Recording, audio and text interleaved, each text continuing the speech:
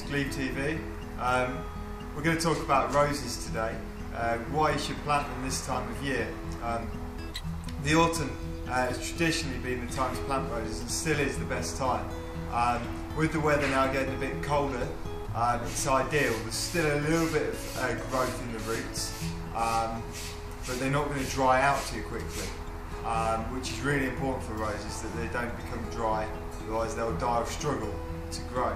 Planting them now will really help them next year when they come to start growing, putting new shoots and buds on. And also, when you're planting this time of year, you can give a really good fertiliser to the base. It's all about encouraging growth for next year. I want to show you a couple of varieties we've had in. Roses of the year are always good roses to look for. They're always really highly recommended ones. Joie de Vie was Rose of the Year for this year. It's a really nice sort of peachy colour.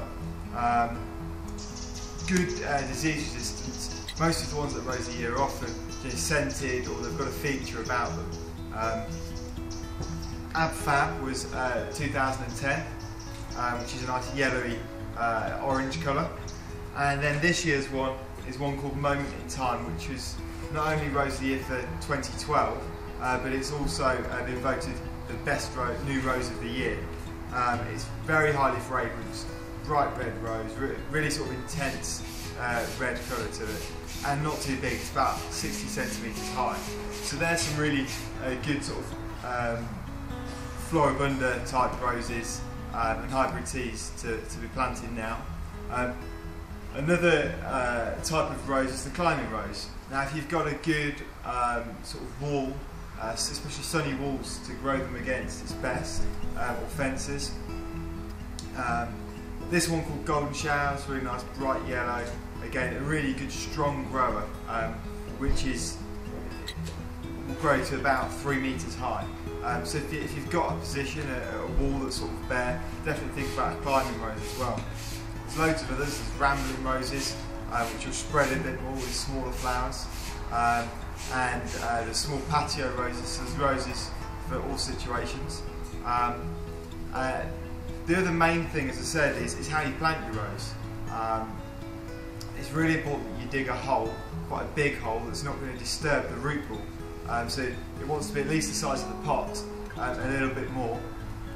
Backfilling with a good sort of rose and shrub compost, and then also add in some good fertiliser. And I recommend sort of a bone meal type product for when you're first planting it, just sprinkling a bit around the base of the plant.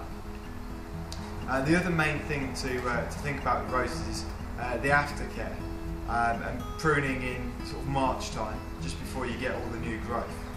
Cutting it back to, at least 1/3 or 2/3 of the way is always really essential.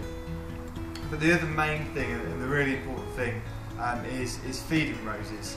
Feed roses in the spring and again in the sort of summer, with something like top rose or a really good rose food. And it's even more important than pruning, feeding roses. It's definitely the most important thing to do.